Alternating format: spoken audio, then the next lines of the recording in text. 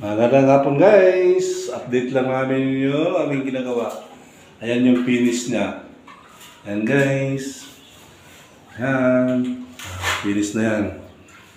Pati kisame, okay na yan.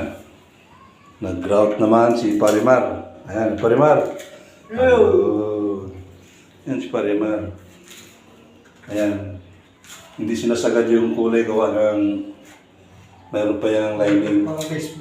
Pinaka-baseboard niya. Kaya sayang naman kung isasagad.